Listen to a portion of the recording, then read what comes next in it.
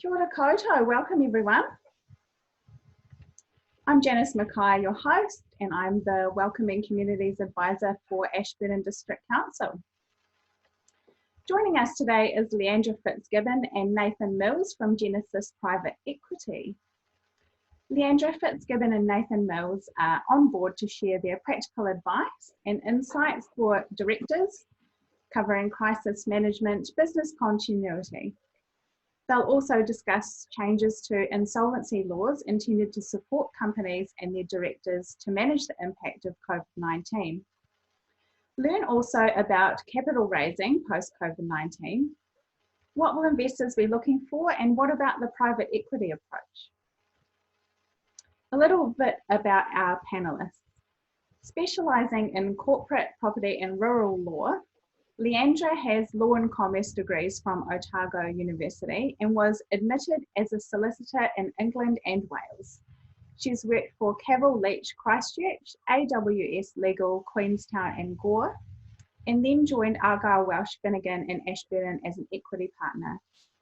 Leandra joined Genesis Private Equity as legal counsel and partner and is a member of the IOD and currently holds 2 directorships. Leandra is also currently chairman of Community House Mid Canterbury Charitable Trust. Nathan has over 20 years banking experience in relationship management roles, specialising in lending to medium-sized businesses. Prior to co-founding Genesis Private Equity Limited, Nathan was BNZ's commercial partner, Mid to South Canterbury, for 9 years, managing a portfolio of lending, peaking at over $190 million. He's been involved in industries including biotechnology, importing and exporting, manufacturing, transport, vertically integrated food manufacturing, and service businesses. Previously, Nathan was an award-winning journalist working for RNZ National. He is also currently a trustee of the Mid and South Canterbury Community Trust and the YMCA. These webinars were put together by Ashburton District Council to help build community resilience, showcase a snapshot of our local expertise, and to spark ideas and connections. Today we will hold questions until the end of the session. However, please feel free to send your questions to the panelists during the course of the webinar. You can do so either in the chat box, or if you prefer your question to be anonymous, feel free to use the Q&A box along the bottom. All right, I will hand it over to you, Leandra and Nathan. Thank you, Janice, and thank you for that introduction. And thank you also to the Council for organising this webinar series. It's a great initiative, and Nathan and I are pleased to be able to be involved. The topics of discussion today. So I'm going to start off by looking briefly at what is private equity, as I suspect it might be a foreign concept to some people out there. What do we mean by survive to thrive?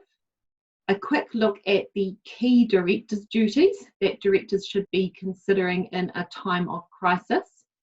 And then I'm going to go through 3 practical examples of how businesses that we have knowledge of have responded to the COVID-19 crisis. Look quickly at the government's proposed safe harbour certificate and business debt hibernation schemes, and then pass over to Nathan, who's going to look at financial difficulties and considerations for businesses who are facing financial difficulties, capital raising options for business, and then how the private equity approach works in terms of investment. Nathan and I are going to tag team a wee bit, so hope we may interrupt each other as we go through the slides. So just to caveat before we head into the presentation, Nathan and I are sharing our experience and knowledge in good faith with local businesses today to assist local businesses in hopefully understanding what others are doing and open up lines of communication. What we've got in this presentation today is not intended to replace legal, accounting or financial advice. So if you have particular concerns around any of the areas discussed today, then we strongly recommend that you talk to your own lawyers, accountants or financial advisors. So starting off, what is private equity? And I've got up there a couple of photos of the Genesis private equity team, as no doubt you may have seen us coffeeing at Cleaver's Corner or Somerset Grocers back in the days when we could get a coffee. Private equity in its simplest form is the investment of private wealth into private companies. Private equity typically refers to managed investment funds investing in private business. Genesis Private Equity is one of only 3 South Island-based businesses which manage funds for wholesale investors. And yes, we are based in Ashburton. Genesis Private Equity currently has just under 40 million under management. Our focus is to invest in businesses with a deal size of between 1 million to 10 million. However, in saying that, we have done investments historically which have involved larger cheque sizes than that. Genesis's key focus is to invest in small to medium-sized businesses to help those businesses realise business potential.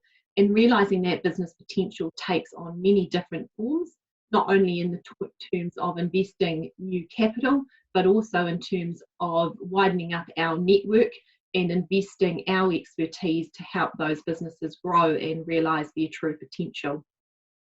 Since Genesis was formed in 2016, Genesis has evaluated and completed a level of due diligence on over 220 businesses.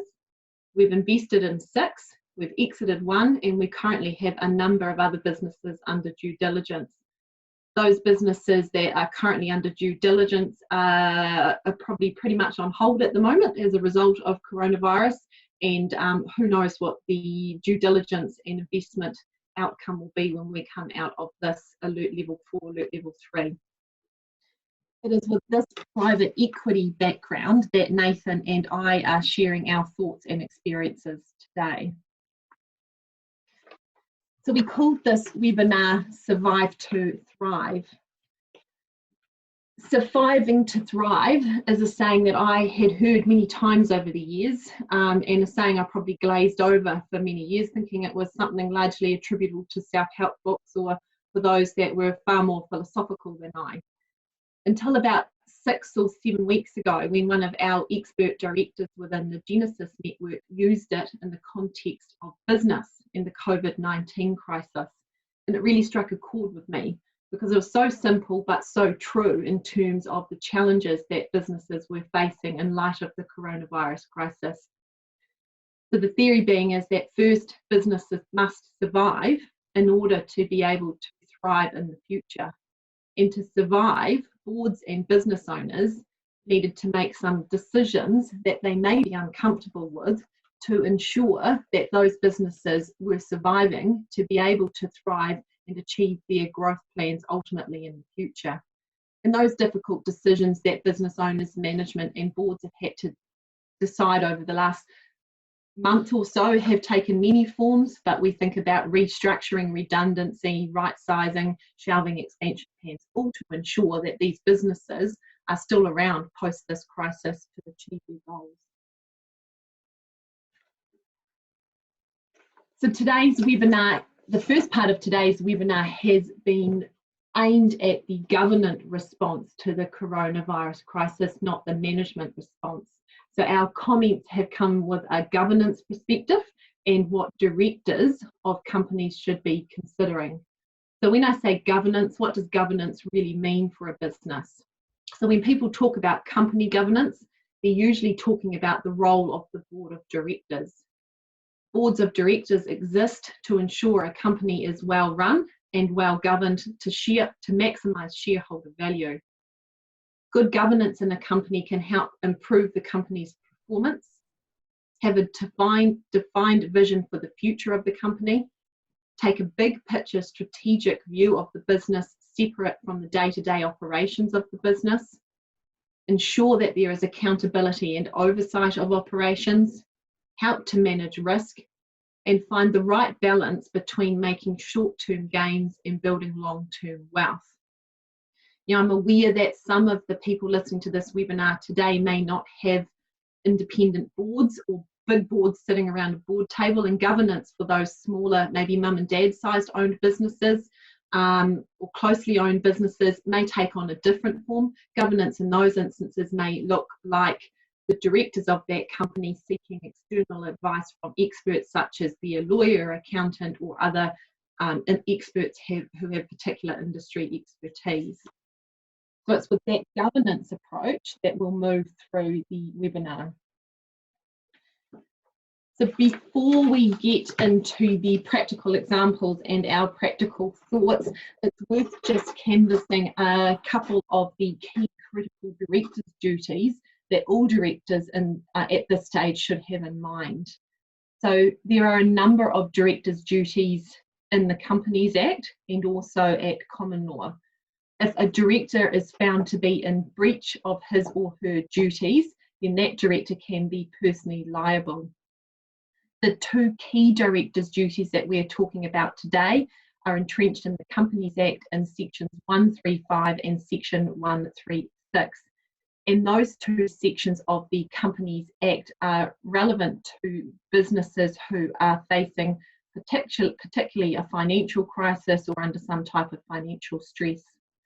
So firstly, section 135 of the Companies Act is the reckless trading regime, whereby a director will be liable for a reckless trading claim if the company is insolvent and the director's actions will cause a substantial risk of serious loss to a creditor. And we all probably became acutely aware of this section 135 with the Mainzeal decision that came out last year when those directors were found to be liable for reckless trading. The other key section is section 136 of the Companies Act, which is effectively the insolvent trading regime, where a director can not incur an obligation when the directors did not believe that company would be able to meet that obligation. Quite often we will find that if there is a breach of section 135, there will also be a breach of section 136. The other key consideration for directors is around the solvency test, which is also contained in the Companies Act. The solvency test plays an important role in the management of companies. Once again, directors will be personally liable for breach of the solvency test requirements if not satisfied. Now, while a company is not required to be solvent on every day it trades, the test must be met when certain transactions are proposed, such as doing anything that would affect the structure of the company or in dealing with shareholders' rights. Directors of companies that are marginally solvent will need to satisfy themselves as to the solvency test when entering into these types of transactions. So the solvency test has two limbs, and it's important to stress that both limbs of the solvency test must be satisfied. So the first test is the trading solvency / liquidity limb, and that the company must be able to pay its debts as they become due in the normal course of business. The second limb is the balance sheet solvency limb, whereby the value of the company's assets is greater than the value of its liabilities, including contingent liabilities. Just to interrupt you there for a minute, Leandra, we've got a really good question. The question is it possible to have an advisory board, open brackets, group of trusted business friends and informal, rather than an actual legal board of governance? If yes, does the advisory board have the same legal obligations? So the answer... so I'll answer part of it. No, you go, Nathan.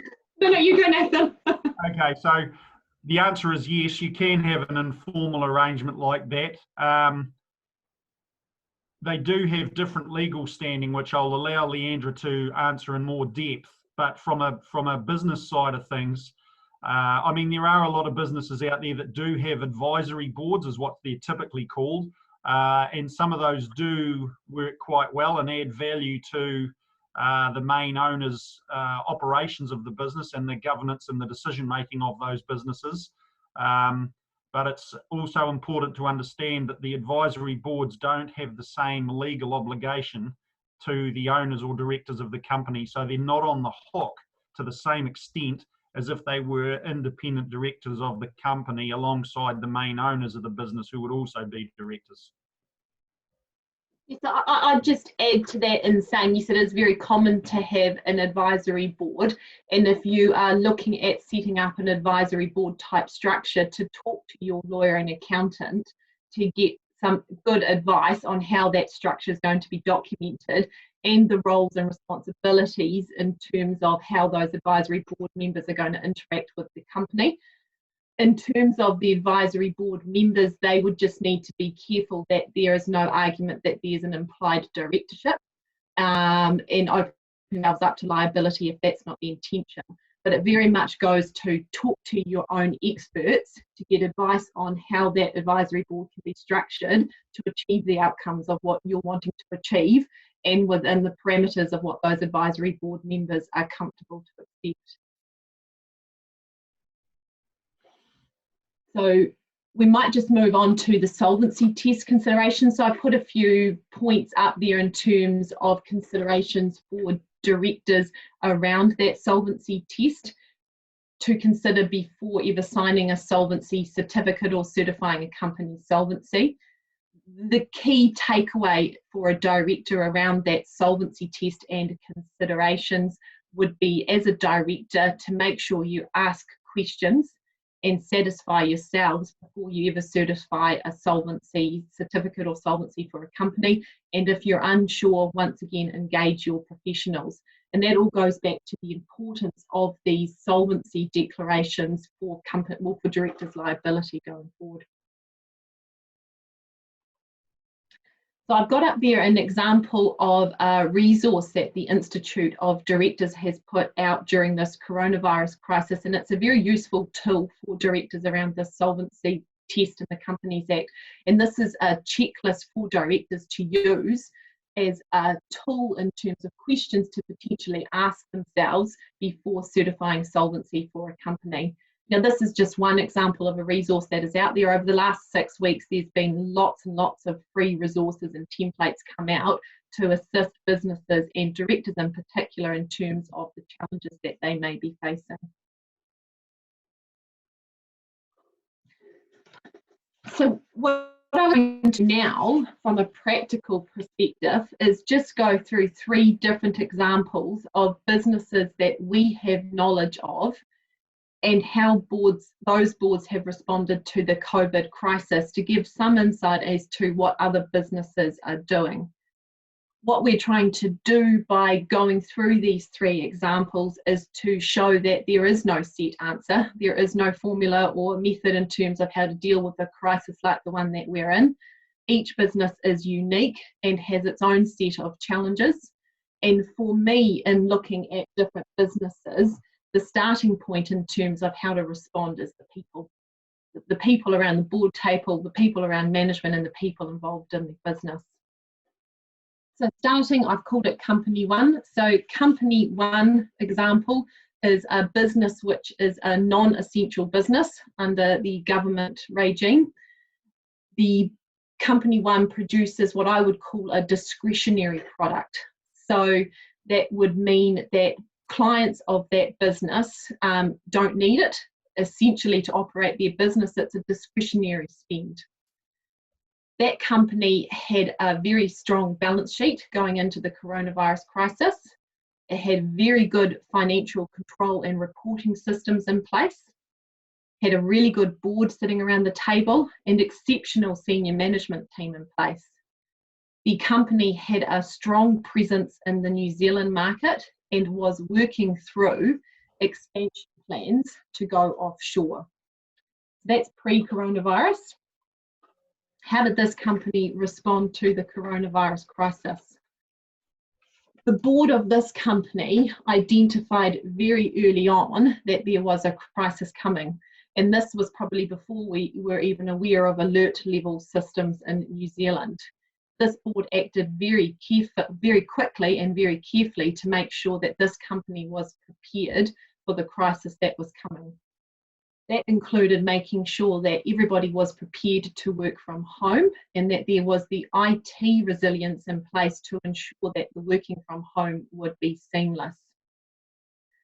Now, even though the company was in a very strong financial position due to the discretionary nature of the product that it is producing, the board decided it needed to take financial control of the business to make sure that it maintained its strong financial position. And the way that the board did this was they pulled the Delegated Financial Authority, which I'll call a DFA going forward, which is effectively stopping the management's ability to spend. So that meant there was no spending without board approval. The consequence of pulling the DFA from management was that the board had to become more actively involved in the running of the business on a day-to-day basis. The board, in response to the coronavirus crisis, straight away scrapped the budget that had been adopted, straight away scrapped the expansion plans that had been adopted, and put in place a new COVID-19 budget and forecasts. The board cut all non-essential spending, so that included things like travel, external consultants, entertainment, and anything else that was relevant to that business. The board straight away applied for the wage subsidy because it undoubtedly met the eligibility criteria for the wage subsidy, and commenced negotiations with their landlord for a rent abatement, all in terms of helping their cash position. Two things that this board did really well in terms of protecting this business. The first one was around open communication with its stakeholders, but in particular its employees. And I say that because it was important for this board to hold the team of employees together, because they are the future of the business, and for the employees to buy in and understand why these tough decisions were being made. By having the open communication line and full transparency with the employees bought into the plan and worked with the board and senior management to make sure that this business was able to cut back and survive. The board made it very clear to employees that if in the first round of cost-cutting they weren't able to break even, then there may need to be a need for round 2 and round 3 of cost-cutting, which could involve salary sacrifices, working 4-day weeks, or potentially even restructuring or redundancy. But unlike other businesses that I've heard about over the last 6 or 7 weeks, because of the open communication lines, and this is the message I'm really trying to get across, the employees really bought into it this time around because they wanted to protect the business, they wanted to stay working for this business so they could understand and be fully engaged in the decisions that were being made. The other clever aspect of what this board did was, because they were able to react so early, they were able to adapt their product offering so that they were ready to go with a new product offering to meet their clients' needs during the coronavirus crisis, and then also attract new clients.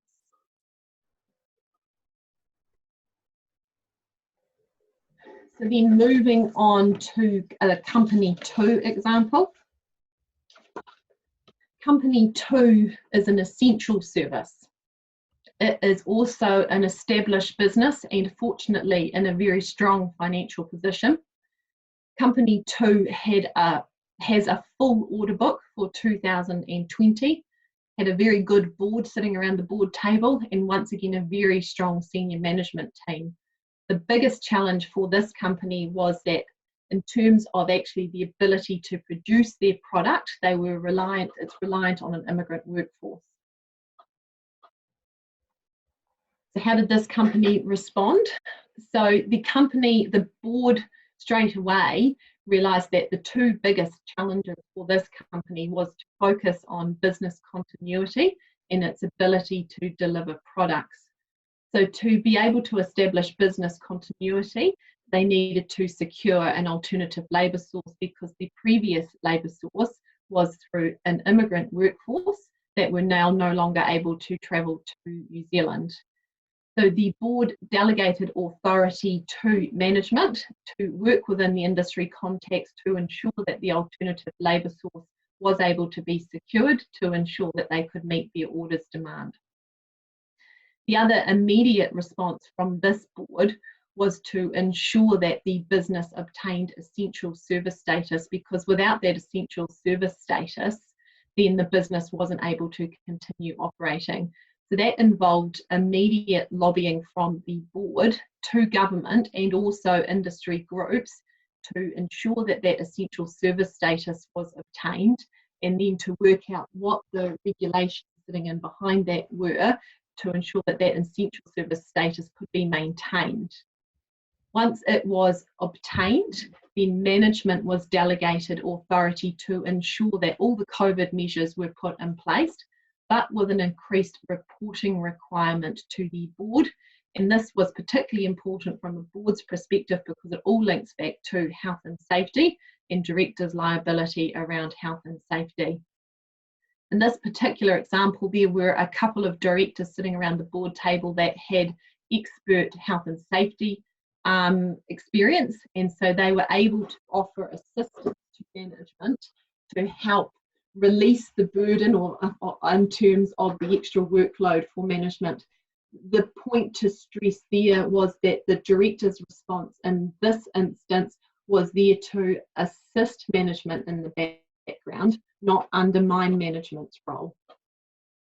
In this case, because of the company's financial position and performance, the board did not alter the DFA. So the delegated financial authority was not changed at all, and management was left to run the business as it was pre-coronavirus crisis.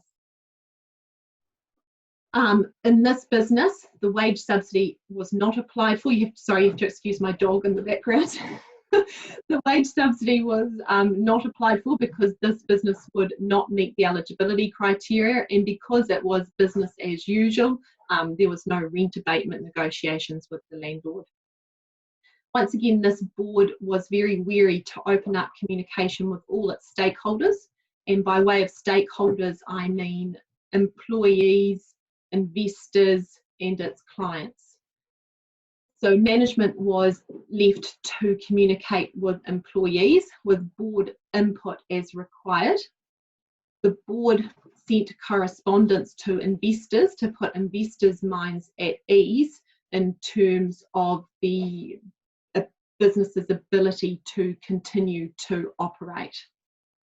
The other interesting initiative that this board took was in terms of building some client trust and relationship with their clients, was to reduce the scheduled price increase for their product by 50% in an acknowledgement to their clients that their clients would also be struggling during this time. Just another couple of wee points worth pointing out there.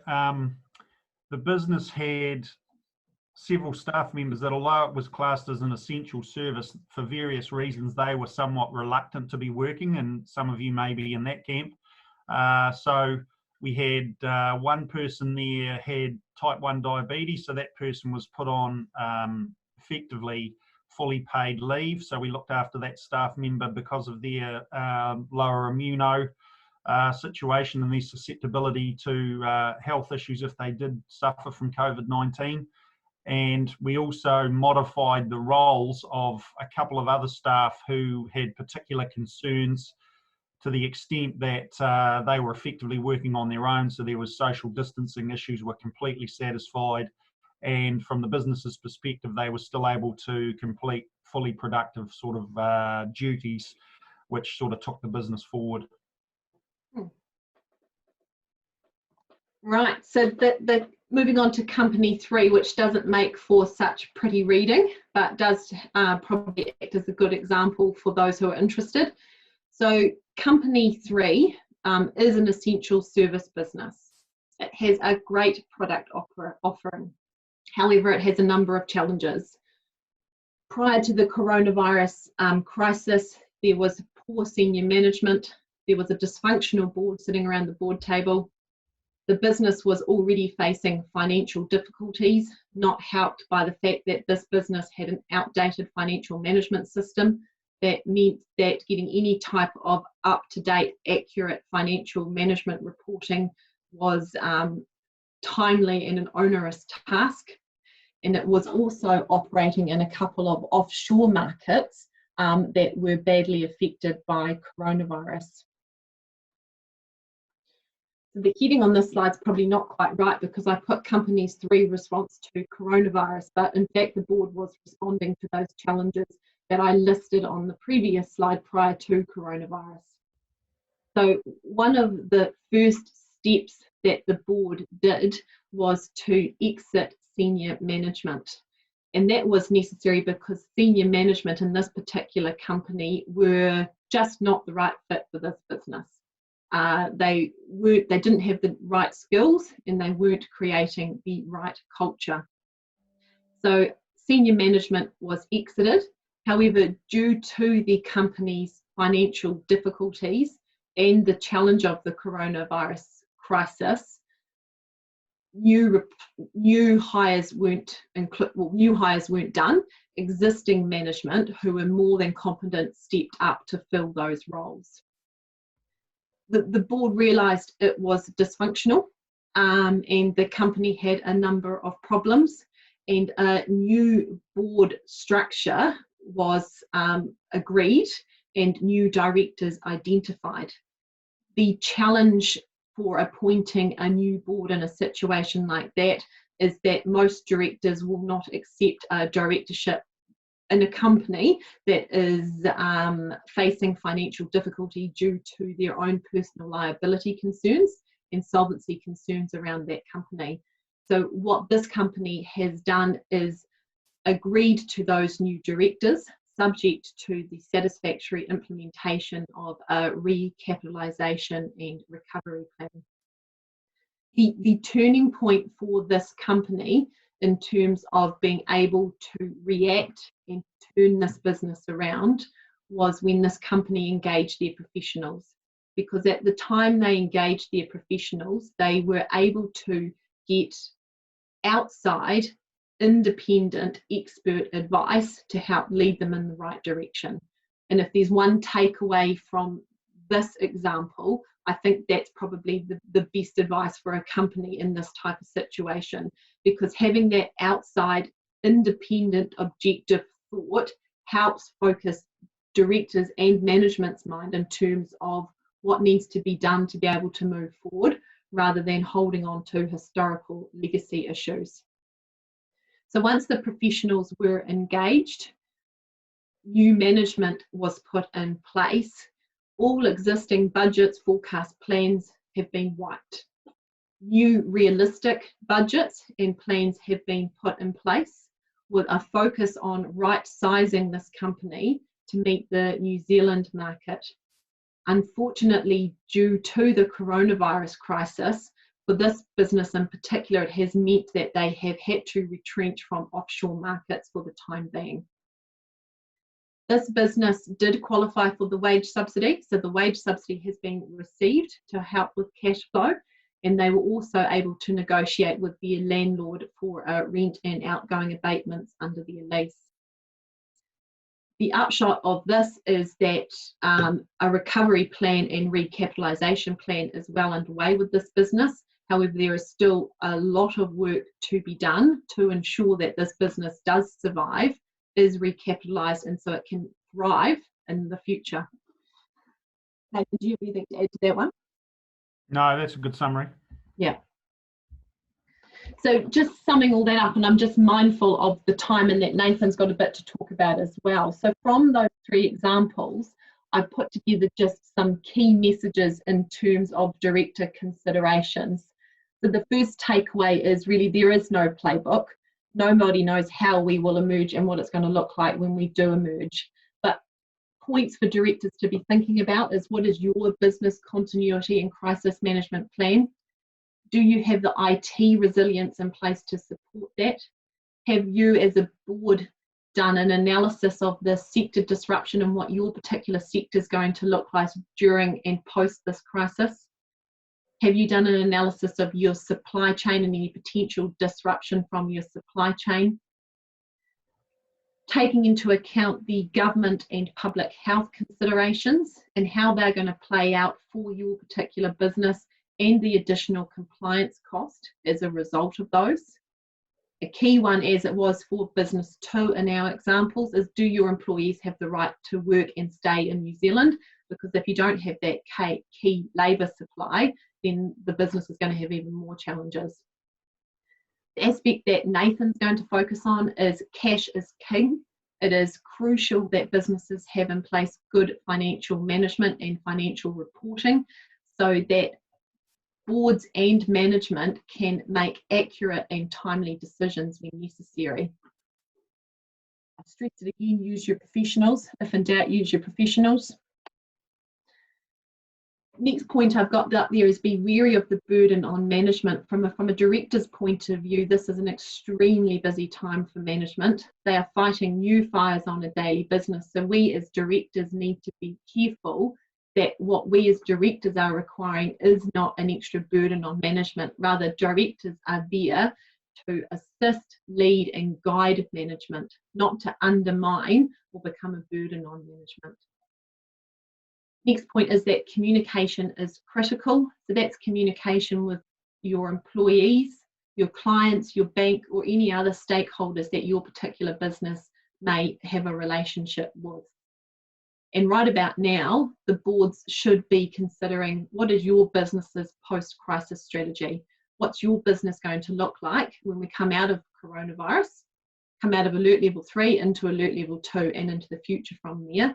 And how is this crisis going to affect not only your business, but your client and the sector that you operate in? So just really quickly, because I need to hand over to Nathan, is just a quick comment on the government's announced proposed changes to the Companies Act. So there are a couple of changes in terms of the proposed safe harbour scheme and then also the proposed business debt hibernation scheme.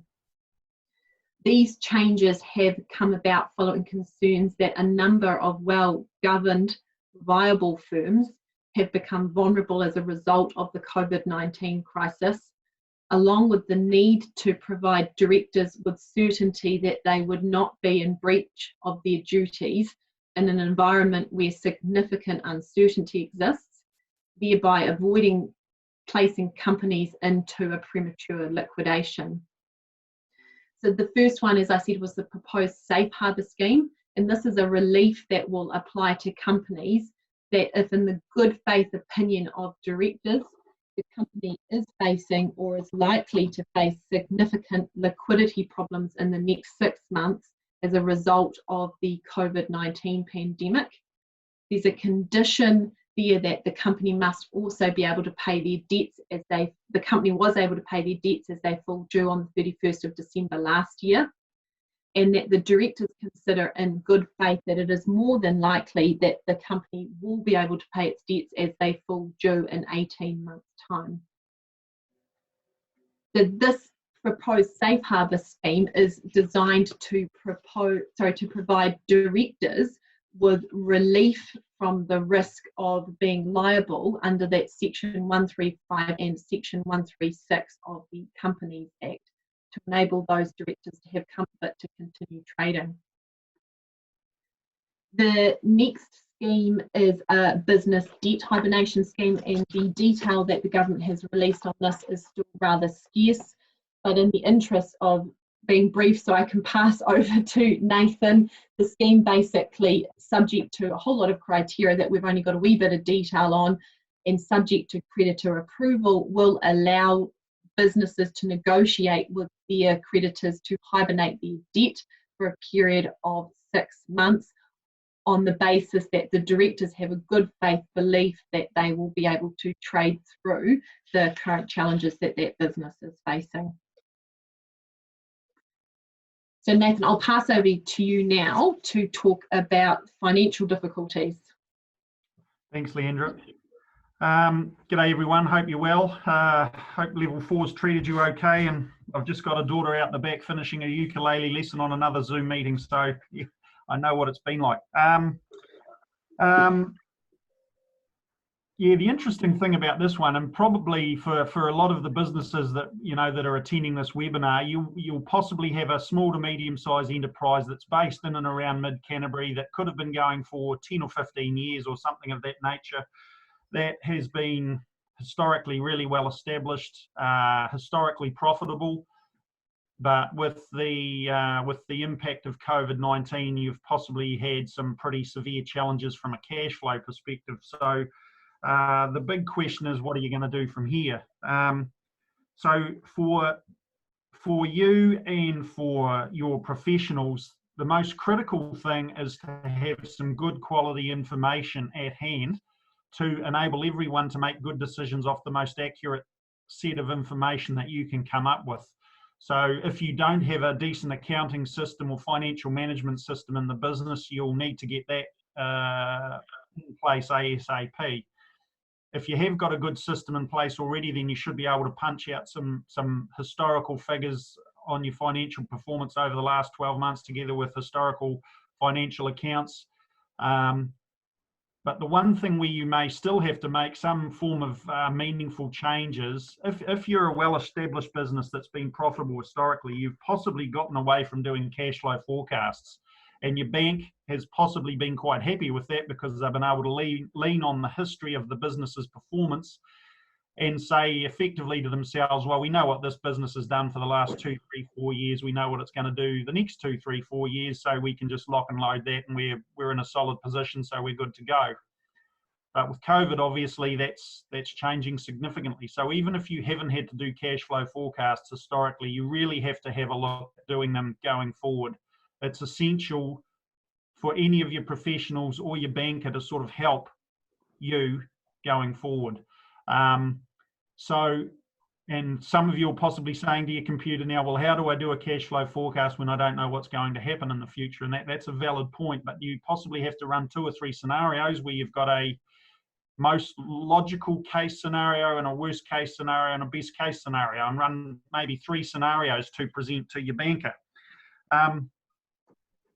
If you're suffering from cash flow problems at the moment, there's a range of things you can do. The first thing I'd recommend is that you take every single government subsidy going or benefit going. Don't be too proud not to take the wage subsidy, for instance. I mean, if half of the, sorry, Leandra, if half of the major law firms around the country are taking wage subsidies, then you guys can take wage subsidies and poke that into the business to help out. As long as you meet the eligibility criteria, because they will be audited. Of course, well, that's a given. If you've got, as Leandra pointed out earlier, if you've got expenditure items that are discretionary, you don't really have to do them to maintain the business. We'll cut them out for a period of time. Look at the cash cycle of your business. Now, this is a little bit trickier, but it might be worth a look. If a cash cycle as a business is if in your normal trading patterns, when do you have to pay for any supplies that you receive and what terms do you get from your suppliers? And then on the customer side of things, what terms are you providing your customers in terms of collections, 30, 60, 90 days? If you've historically been a wee bit lax in collecting your debtors, maybe put a bit of effort into that to try and get debtor collection picked up back in terms of what your documented terms of trade are. You'll possibly have customers that will sort of snap at that a wee bit, but hey, if it's in your documentation that you should be paid within 30 days of delivery, we'll start sort of standing up and demanding it because those are the terms that your customers have agreed to. That will get more cash in the business faster and improve your cash position. If all those range of treatments don't do enough, then there has to be outside money that then comes into the business. And there's 2 main different types of capital that can go into a business. It's either debt capital or it's equity capital. So debt capital is when someone's lending you money. That's the easiest to understand. That can either be a bank, your existing banker, or a new banker. It could be a finance company if you've got some plant and equipment that's not leveraged at all that they can potentially lend some money against. Or it could be yourselves as owners or even family members or friends that are putting money in to assist that will be ranked below any bank debt that's already in place, but they're trying to help you out. That's definitely one option that you could potentially consider and see whether there's an ability to do that. On the banking side of things, now I'm an ex-banker of 20 odd years, so but I'm just going to be straight with you. You'll see a lot of advertising out there at the moment that's saying banks will be supportive. from a national level on TV. You'll have your local banker who will definitely want to be supportive of you, and hopefully if you've got a really good local banker, they'll be your advocate within the banking entity that you work with. But at the end of the day, they'll also probably be reporting to a credit partner in Christchurch, Wellington or Auckland to sign off the deals at a certain level. And they'll still have their risk parameters to look at. They'll still be cautious. I mean, the uncertainty that COVID's throwing makes it really hard for a bank to be as supportive as what they'd normally want to be under traditional circumstances. It does make it very difficult for them. So as a result, I believe they're going to be cautious. So it's not going to be easy to raise additional debt finance from a bank if there's a lot of uncertainty in your business around its future cash flow and profitability.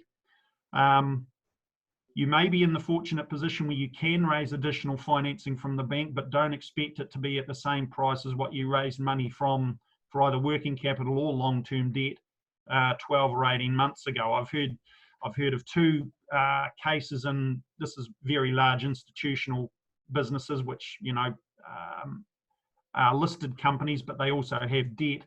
They've raised significant sums of money recently from their bankers. One of them paid 10 points more, that's 0.10% more for their debt.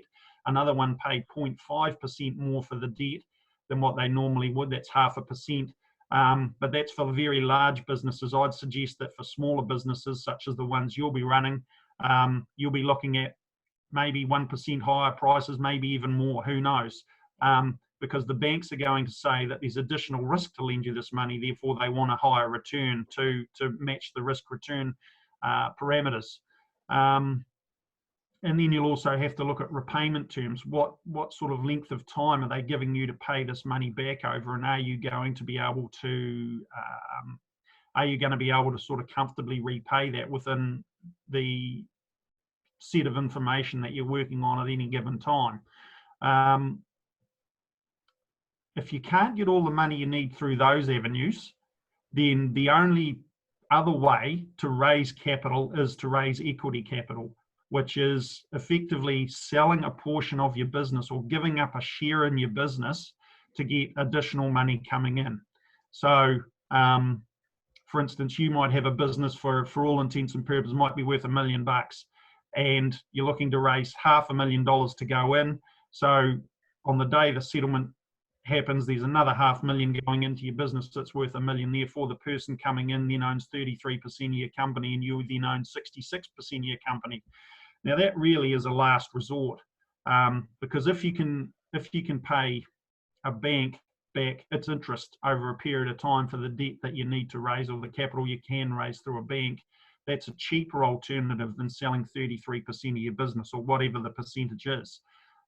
But if you have to do it to survive, and you want the business to survive rather than selling up and unloading, then that could potentially be your last alternative. So then there's quite a lot of work involved in that. You'll need to have some really good information put together to enable someone independent of the company that isn't related to you at all to assess that information and ultimately make a positive decision to invest in a business or your business. We typically look at 50 businesses before we invest in one. That's been our historical average over 5 or 6 years. So we've been quite choosy.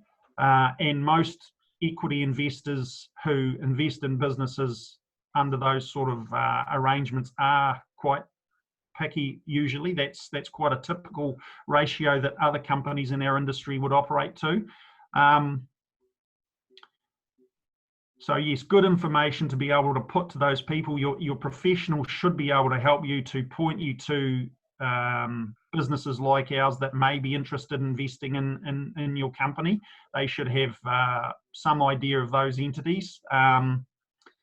There's the New Zealand Private and Venture Capital Association that operates. That's a governance body or a lobby group for all of the businesses in our sector throughout New Zealand. So their website would be a reasonable one to have a look at if you're looking for other businesses like ours to invest in companies like yours. So it's a matter of getting really good information together, working out a plan with your accountant and solicitor around how much you need in terms of cash, and how much of the business you're prepared to give up for that cash to come in. And then the other thing you really have to consider is you may be in the fortunate position of being able to raise capital from a number of different providers, equity capital. So then the real consideration comes down to what else are you getting besides the money? And I'm talking about, does the firm that might want to invest in you have skills or experience in the sector that you operate in? Do they have connections where they can introduce you to potential suppliers who might be able to get you better quality or cheaper supplies? Can they introduce you to potential customers who might take up your service and help grow the business that way? Do they have export experience whereby you're a business that has always thought you might be able to export, and for some reason you've got opportunities now under COVID-19 to do so? So it's not just about the money. I mean, it'll feel like that to you at the moment because all you'll be going to bed at night and thinking about the debt and your cash flow going backwards. I totally get that. I've got a very close friend of mine who bought a business just before COVID. They've got 600,000 in debt, and it's relatively heavily geared, and their turnover's just gone to zero because it's a tourism-related business. So they're in very tough times. But if they can survive through to the point that they can get domestic tourists back going through their business, because last year I think New Zealanders left our shores and spent $4 billion overseas. They're obviously not going to be able to do that now. So the hope for tourism businesses in New Zealand in the immediate term is to access domestic tourists who are hopefully going to be spending that money onshore instead of offshore. So there's different ways of attacking the problem. Yeah, so get your information together, get out and find those equity providers that may be interested in taking a share in your business. It'll be a bitter pill to swallow, I get that, but if it's a choice between that and selling your business and walking away, you've just got a tough decision to make and to move forward, because these are the set of circumstances that we're working with. I mean, I might flip that a wee bit as well, because equity investment from an outside investor could also be seen as an opportunity to grow and develop your business. So not necessarily for a business which is just facing financial stress, but also for those businesses where the existing owners do have growth or expansion plans, and they don't have the necessary A, capital, but also B, expertise, networks, governance in place. And by having an outside investor come in, that outside investor can help that business realise their growth or expansion plans. Yeah. And that's probably more the area pre-coronavirus where a private equity firm has focused in the past, in terms of those businesses which aren't necessarily in financial distress, but do have really good growth and expansion opportunities. Yeah, spot on, Leandra, spot on. Yeah, I'm focusing on the negative at the moment because that's predominantly how people will be feeling, and that'll be the bulk of the situations, I'm sure. Yeah. But there will be, you're right, there will be growth opportunities out there. I mean, we're involved in a business that's in sort of the food sector, and I just saw some figures from Stats New Zealand. Fruit exports, horticultural exports out of New Zealand are actually up year on year right now from between 2019 and 2020. And you know, consumption of fresh fruit and vegetables is going up worldwide as people sort of cook more for themselves at home as opposed to going out to dinner and that type of thing. So there are opportunities out there. There will be growth opportunities out there, you're right, but there'll probably be a predominance of businesses that need cash or recovery operations immediately anyway. So in order for that cash for a private equity investor to invest in a business, that private equity investor is going to want to be happy with the sector and the growth opportunity and prospects for that business, and then also to have a strategic alignment with the owners of the existing business, that you're all on the same page in terms of how that business is not only going to survive but grow in the future. Spot on, Leandra. So yeah, I'll just take that a step further. So when a business like ours invests in a business like yours, we like to have a plan at the outset around how long we're going to be involved in the business for. It's not necessarily we're going to be involved in the business alongside you until you want to retire or want to sell the business. We might have a view that we desire to be in the business for sort of medium term, so that could be anywhere between 7 to 10 years. Now, we don't document this anywhere for taxation rules, but we like to have a handle on how long we're going to be in the business for, because at the end of the day, on the other side of our balance sheet, we've got a group of investors that are putting money with us because they want a return on that investment over a period of time. So we need to be able to believe in a story that we're being presented with by a business owner, that over a period of time, this business is going to get to X, Y, Z of profitability, and it's either going to be able to pay out dividend flow from that profit to the shareholders or the investors, or it's growing in value over that period of the time to the extent that at the end of the day it's going to be saleable, or our stake could be saleable back to the existing owner or to someone else that will then generate our return. So at the end of the day, we're still after a return on our investment, just like any other investor, and we have to have comfort that that'll be achievable through our investigations of the information that you as business owners are presenting to us. I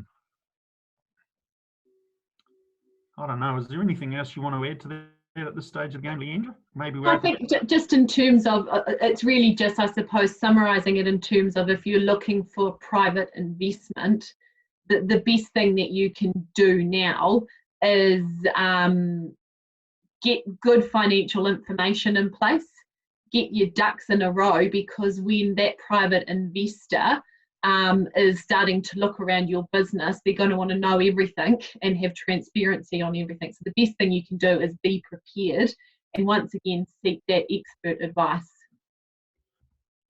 Yeah, that's absolutely essential. You've got to talk to people early. Don't stay at home and stress out yourself about what's going on and just share it with your wife or partner or husband. Just talk with your professionals. Get on the phone, talk to them. Make contact with your employees within reason. Sort of give them a summary of where things are at the moment, because it's really essential that you do communicate. Even your banker, I mean, get in touch. If things are ugly, don't worry. They'll appreciate the fact that you're making contact with them and trying to provide them with good information. And ultimately, you'll get a better outcome from everyone that you're working with if you engage with them early. Because effectively, this is going to turn into a race.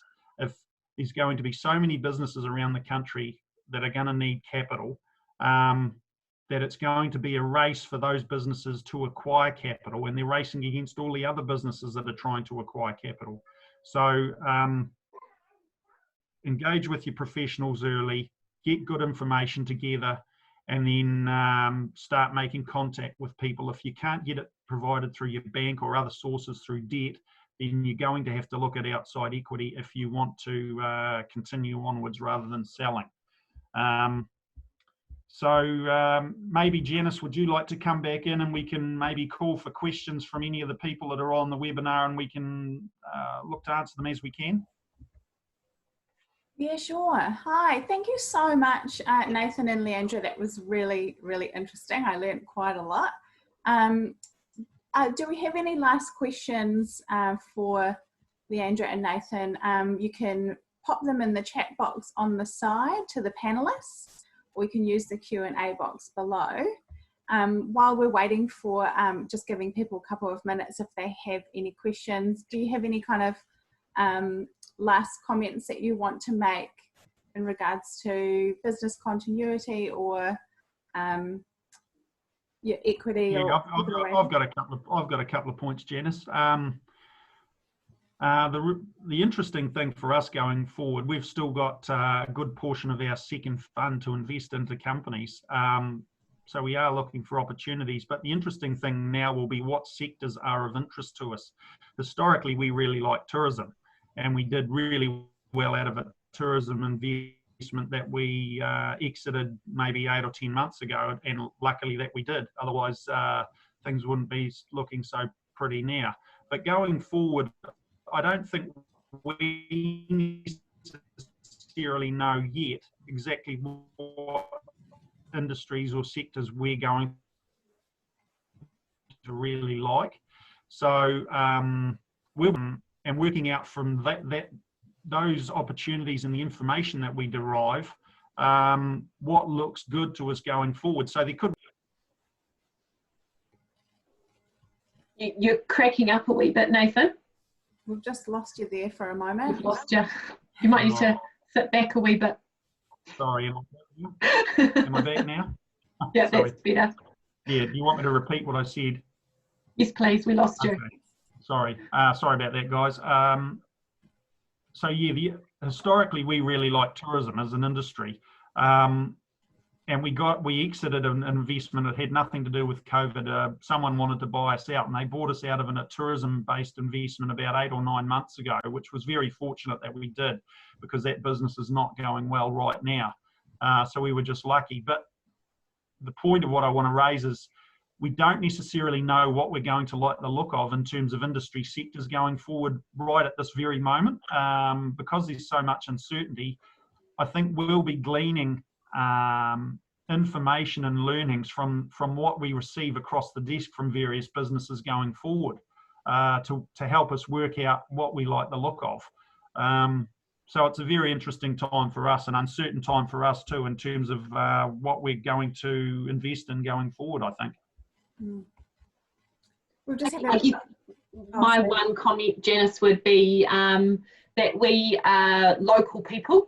We are based in Ashburton and Timaru, and we are happy to pick up the phone and, I would say, have a coffee normally, but that's out of the question, in terms of discussing private equity investment for anyone listening that thinks that a private equity investment might be appropriate for their business. And I'm not talking about just an investment from Genesis, I'm just talking about private equity investment in general. We're certainly happy to have a discussion in the background with anybody if we can provide any local businesses with assistance. That's fantastic. I was just going to say, we've got a comment that's come up just saying, thank you for sharing this with us. And I totally agree. Thank you very much for your time. And thanks also to those of you who tuned in. I hope you learnt some useful information as well.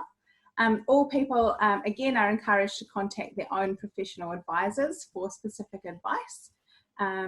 We will send you, after this webinar, the link to a survey in a day's time.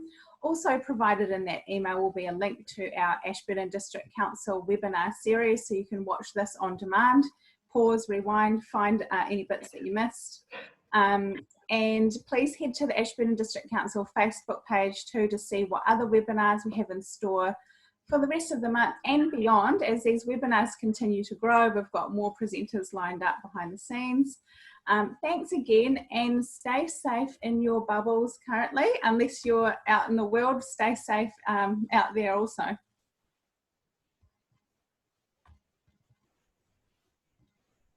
We'll catch you later till next time. Thanks, Janice.